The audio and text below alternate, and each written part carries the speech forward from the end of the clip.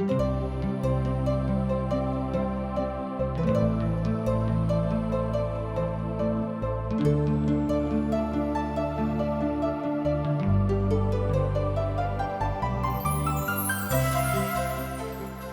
दिन मनुखा के जीवन पापा के कारणे नाना प्रकार के चिंता, दुख आ अशांति में पड़ क नीक राह सँ भटक गेला अछि। हुनका नहीं मालूम छनि कि कोना क नीक राह में आबि। यह लेल TWR इंडिया आशक इजोत कार्यक्रम प्रस्तुत क रहल छथि। यह अहाँ के अनंत जीवन आरो उद्धार के राह पर चलवा के लेल तैयार क रहल छथि। कृपया क अहाँ देखू। आशा के इजोत मैथिली कार्यक्रम में एक बेर और हम अहाँ के अभिनंदन प्रभु यीशु मसीह के मीठ आ पवित्र नाम में कह रहल छी। अहाँ के तो मालूम होइत कि हमरा सब अखन दोसर राजा के पोथी के अध्ययन कर रहलो हैं। एही पोथी के अध्ययन में आजुक दिन हमरा सब 14 अध्याय से लऽ 16 अध्याय धरि देखब। जहन किछ बात परमेश्वर एठाम बतौने छथि तकरा हमरा लोकनि गंभीरता रूपे सेहो देखब। अब आजुक अध्ययन हमरा लोकनि एठाम आरंभ कर रहल छी। एकटा राजा के विषय में हमरा लोकनि देखब। अमस्याह के राज, यहूदा के ऊपर राज, अर्थात अमस्याह के यहूदा के ऊपर राज, यह आजुक दिन हम विषय वस्तु रखलहुँ हैं। अब हमरा सब अमस्याह के राज कालक विषय में देख रहल छी। जेना कि पूर्वे काल में बतायल गेल रहे कि ओ अर्थात अमस्याह एकटा नीक राजा छलाह। हमर भाई बहिन, एठाम नीक शब्द आयल अछि। ओ एकटा नीक राजा छलाह। ई कतेक नीक बात अछि। इस्राएलक राज यहोराहाजक पुत्र योआसक दोसर बरख में यहूदा के राजा योआसक पुत्र अमस्याह राजा भऽ गेलाह। एठाम एके नामक दू राजा के देखैत छी जे मनक शक में अनैत अछि। यथा ई बात कोनो गलत नहीं, कियाक त माथा पच्ची वाला ई विषय थिक, कियाक त एके तरहक दूटा नामक एठाम बतायल गेल अछि। अहूँ सब अवश्य हमरे जकाँ कने कालक लेल संकुचित होइब, मुदा ई दोनों अलग अलग लोग छथि, अर्थात दोनों अलग अलग काल में छथि। दोनों में फर्क छै, मुदा ए दोनों में संबंध छै, तैं एक ठाम दुनू के नाम आनल गेल छै। एहि बातक ज्ञान हम दऽ सकैत छी कि परमेश्वरक राज एहि तरह बढ़ैत अछि, अर्थात परमेश्वर अपन राजा के हाथ सँ बढ़ाबैत छथि। जँ इस्राएलक राजा सब एहि तरह ओहि बातक होइत ओहिठाम देखैत छी। हमरा लोकनि अखन देख रहल छी जे इस्राएलक राज विभाजित भऽ गेल अछि, कियाक तऽ हमरा सब ओहि काल में छी जाहि काल में इस्राएलक राजक विभाजन भऽ चुकल रहे। जहन ओ राज करऽ लगलाह ओहि काल में ओ 25 बरखक छलाह और यरूशलेम में 29 बरख धरि राज करैत रहि गेलाह। हुनक मायक नाम यहोअदीन छलनि जे यरूशलेमक छली। एहि बातक एहिठाम बतायल गेल अछि। जँ अहाँक लग पवित्र पोथी बाइबिल अछि तऽ अहूँ खोलि कऽ देख सकैत छी 14 अध्याय के दोसर पद। अमस्याह के मैं एक नाम यहोदीन रहन। मैं सभक बड़ धन्यवाद देवल जा सकैछ जँ हुनका सभक बेटा लोकनि राजा बनलाक बाद नीक काज करैत अछि। आ जँ ओ सब नीक राजा के रूप में उभरि कऽ सन्मुख आबैत अछि तऽ मैं के धन्यवाद देबाक जरूरत अछि, कियाक तऽ मैं के नीक संस्कारक कारणे धिया पुता नीक काज कऽ रहल छथि। आ जँ नहि आबैत छथि तऽ ओ बड़ खराब मैं कहोती, कियाक तऽ ई बात हुनके मैं सँ हुनका में आयल छनि। कियाक तऽ धिया पुता के लालन पालन में मैं के बड़ पैघ हाथ होइत अछि। बाबू के सेहो होइत छनि, मुदा मैं के हाथ बड़ पैघ होइत छनि। मान लियो जँ अहाँक धिया पुता एम्हर उम्हर जाइत छथि तऽ एहिमे बेसी दोष मैं के छनि, बाबुओ के दोष छनि, मुदा हुनक कम दोष छनि। अमस्याह एक नीक राजा छथि आ हुनक मैं सेहो बड़ नीक छली। ओ वएह सब कयलथि जे यहोवाक नजरि में नीक छल, मुदा एहिके बादो ओ अपन मूल पुरुष दाऊदक समान नहि कऽ सकलथि। ठीक ओ अपन पिता योआसक जकाँ काज कयलथि। एहिठाम दोसर राजाक पोथी तकर 14 अध्याय तकर 3 पद में एहि बातक अभिव्यक्ति मिलैत अछि। हमर भाई बहिन, ओ नीक राजा छलाह, एहि बातक अभिव्यक्ति अछि, मुदा ओ अपन मूल पुरुष अर्थात दाऊदक समान काज नहि कऽ सकलाह। कियाक तऽ इस्राएलक राज में दाऊदक एकटा मुख्य रूप में अर्थात उदाहरणक रूप में लोग देखैत छथि। अमस्या यहूदाक राजगद्दी पर बैसल छथि आ ओ वह सब करैत छथि जे परमेश्वरक नजरि में उचित छनि, मुदा हुनक स्तर दाऊदक समान तऽ नहि छनि आ एहि खास काल में गृह युद्ध दुनू राजाक बीच में सेहो चलि रहल अछि। अब एहि अध्याय के किछु मुख्य पदक दिस जँ अहाँ ध्यान लऽ जायब तऽ अहूँ अपन ध्यान लऽ जा सकलहुँ हैं। 10 पद से लऽ कऽ 22 पद धरि अहाँ एहि बातक देखब जे ओतऽ कोन तरहक समस्या भऽ गेल रहै। अर्थात ओहि काल में हमरा लोकनि देखैत छी जे इस्राएली राष्ट्र में गृह युद्धक स्थिति बनि गेल रहै। एक राज दोसर राजाक प्रति ईर्ष्या घृणाक भावना राखैत छलाह। जेना कि आजुक संदर्भ में ई बात भऽ रहल अछि। जहन यरूशलेम में हुनका प्रतिपक्ष में राजद्रोहक गोष्ठी कयल गेलै तहन ओ लोकनि के भाग गेलाह। तहन ओ लोक घुरि हुनक पीछा कयलथि आ ओकरा ओही ठाम मारि देलनि आ हुनका घोड़ा पर लादि कऽ ओहि ठाम से आनल गेलनि आ हुनका ओतऽ हुनक पुरुषक बीच दाऊदपुर में माठ देवल गेलनि। आ तहन समस्त यहूदी प्रजा अजीसिया के लऽ कऽ जे 16 बरखक छलाह हुनक पिता अमस्या के स्थान पर राजा बना देलनि। एहिठाम हमरा लोकनि देखैत छी कि अमस्या के मृत्यु भऽ जाइत छनि, अर्थात हुनका युद्ध में लोग मारि दैत छनि आ हुनका स्थान पर हुनक पुत के अर्थात अजरिया के लोग राजा बना दैत छैक। ओहि काल में ओ 16 बरखक छलाह। हुनक उम्रक विषय में सेहो एहिठाम पवित्र पोथी बाइबिल में बतायल गेल छैक।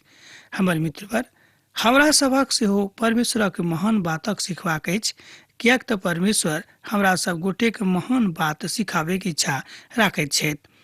किएक तऽ हमरा लोकनि जानैत छी कि जे किछु परमेश्वरक वचन अछि तकरा से हमरा लोकनि बहुत किछु सीख सकलहुँ हैं। जहन राजा अमस्या अपन पुरखाक संगे सुति गेलाह आ तकरा बाद अजरिया एक तल दृढ़ कऽ कऽ यहूदा के पास में पुनः कऽ देलनि। एहि बातक हमरा लोकनि एहिठाम देखैत छी।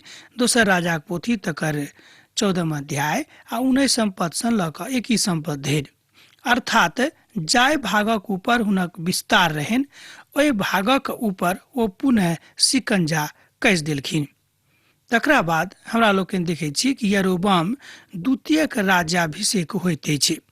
यहूदा के राजा योआसक पुत अमस्याक राजाक 15 बरख में इस्राएलक राजा योआसक पुत यरोबाम समरोन में राज करऽ लगलाह आर 41 बरख धरि राज करैत रहि गेलाह। एहि तरह हमरा लोकनि एकटा और दोसर राजाक देखैत छी जिनक नामक विषय में एहिठाम बतायल गेल अछि। हुनक नाम रहनि यरोबाम, अर्थात ओ 41 बरख धरि ओतऽ राज करैत रहि गेलाह। एहि तरह हमरा लोकनि इस्राएली इतिहासक राजा सभक देख रहल छी आ हुनक जिंदगी के हुनक कार्य सिद्धांतक देख रहल छी।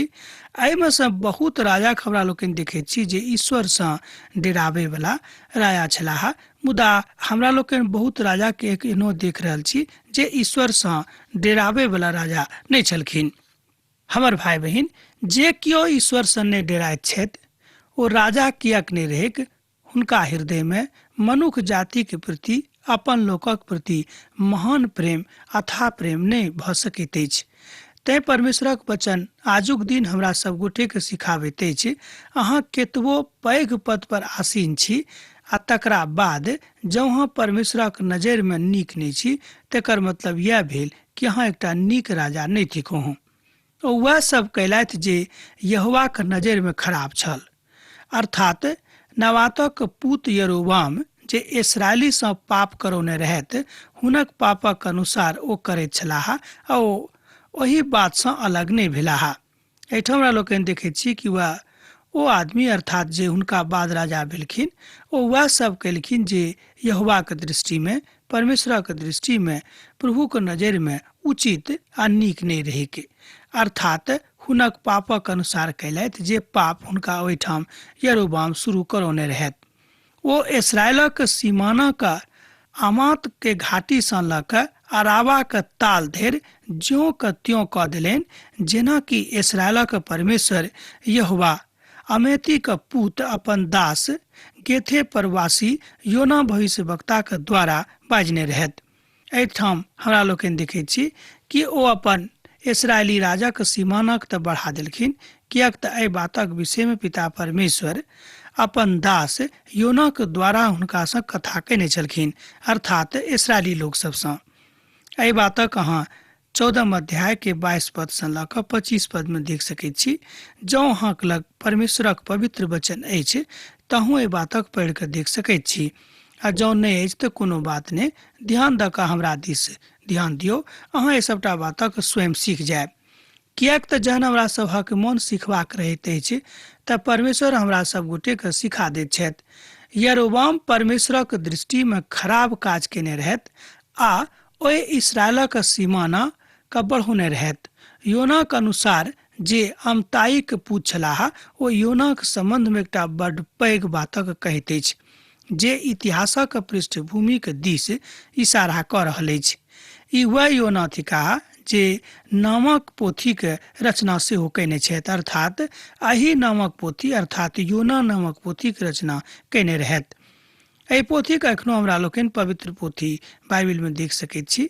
जहन काल आबत तहन हमरा लोकनि इहो पोथी के अध्ययन आरंभ करब। ई एहि बातक सेहो बताबैत अछि जे योना इसराइलक एकटा महान पुरुष छलाह आ हुनका विषय में एहि बातक सेहो बतायल जा सकैछ जे परमेश्वर सँ डराय वाला व्यक्ति छलाह, मुदा हुनको मन में परमेश्वरक प्रति कनिक असावधानी रहनि आ अंततो गत्वा यरोबामक मृत्यु भऽ जाइत अछि।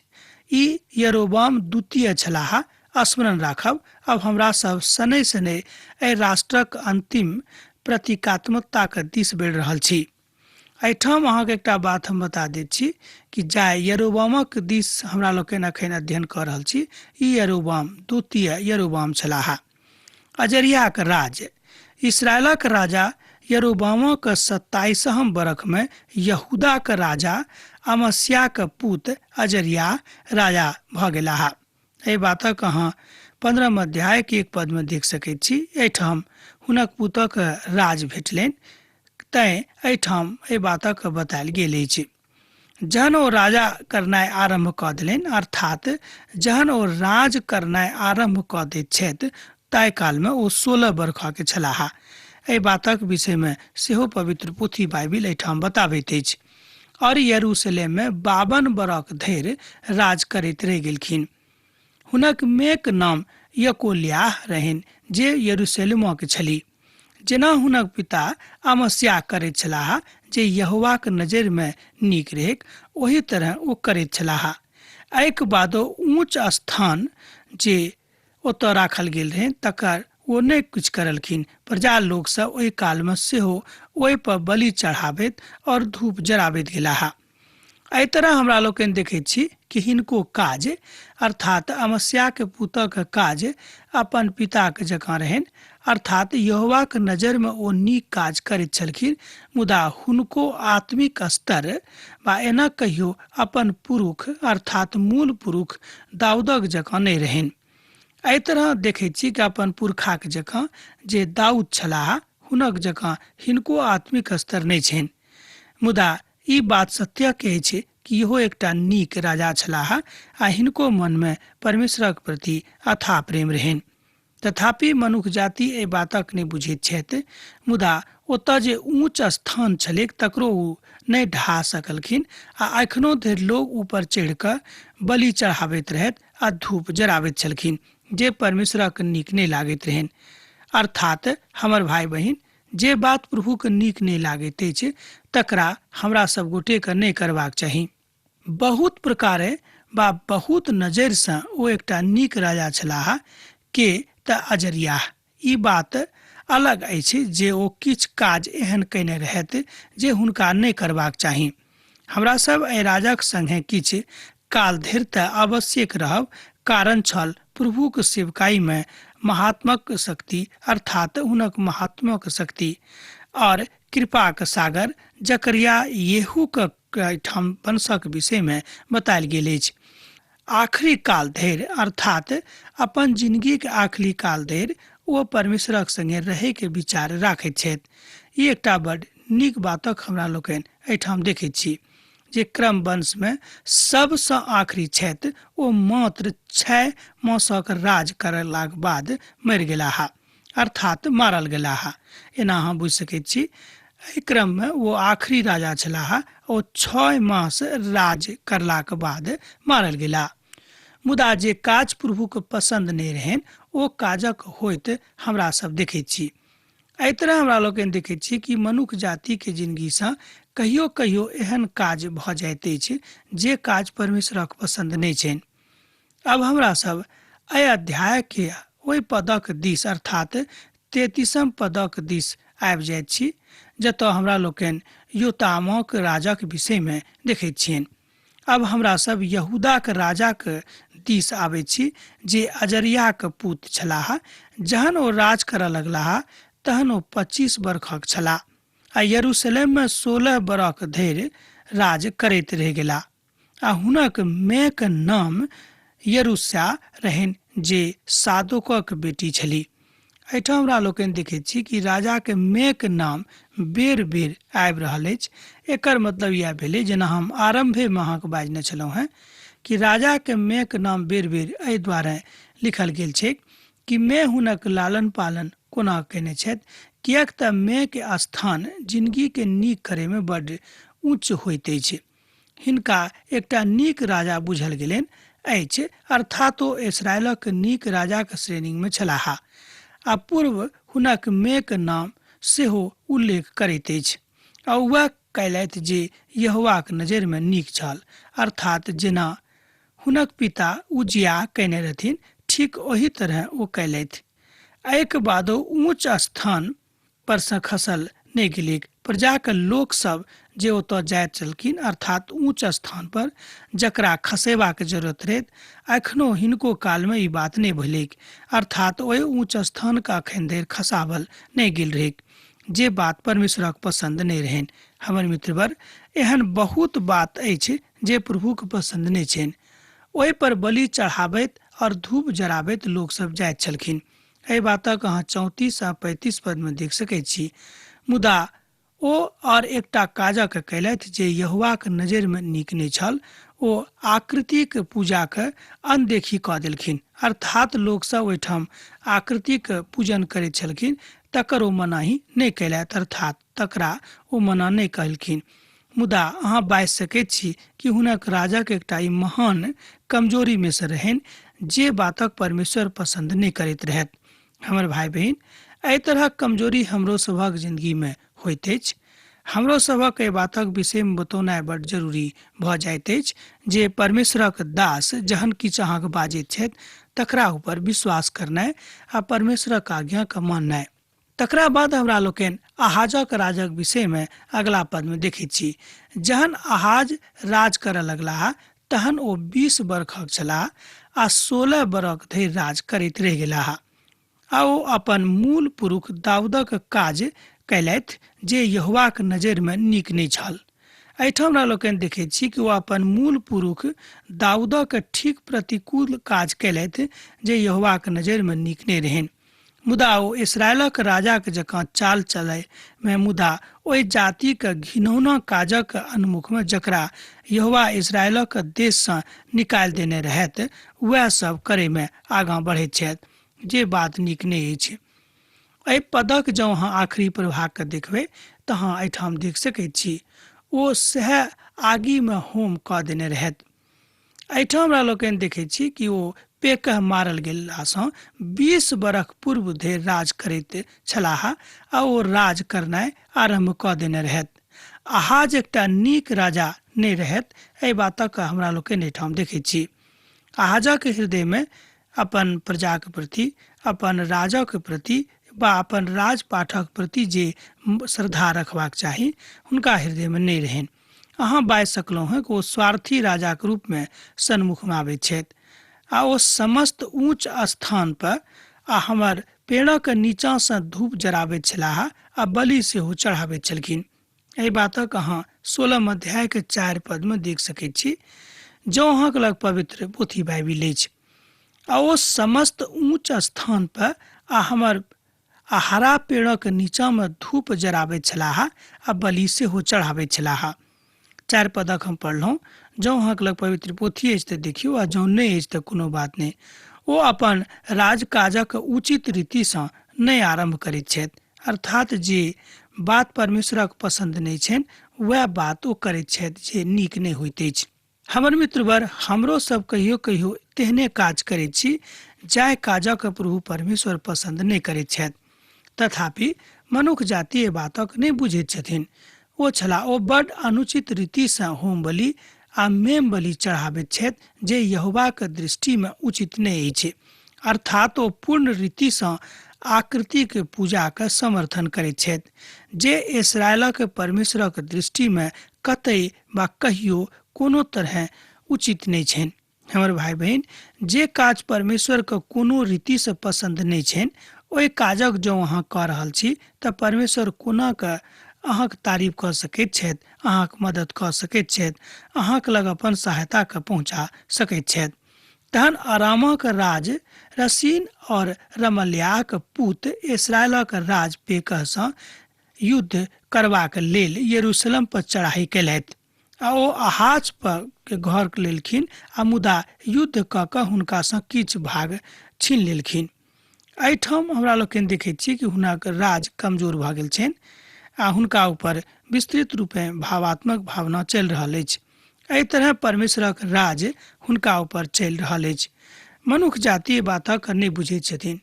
यशायाह भविष्यवाणी के अनुसार जे 7 हम अध्याय में कयने रहत, ओहि भविष्यवाणी के प्रभावक हमरा लोकनि आ महत्वक विषय में एहिठाम बतायल गेल अछि, तकरा अहाँ देख सकैत छी, जाहिमे प्रभु यीशु मसीह के कुमार कन्या से जन्म लेबाक विषय में बतायल गेल अछि। यशायाह एहिठाम अहाजक दिस इशारा कऽ रहल छथि जे ई आदमी प्रभु के नहि सुनताह, तैं यशायाह हुनका सच्चा परमेश्वरक विषय में ज्ञान दऽ रहल छथि आ एहि तरह कालांतर में हमरा लोकनि देखैत छी कि हुनके वंशसँ प्रभुक आगमन भऽ जाइत छनि।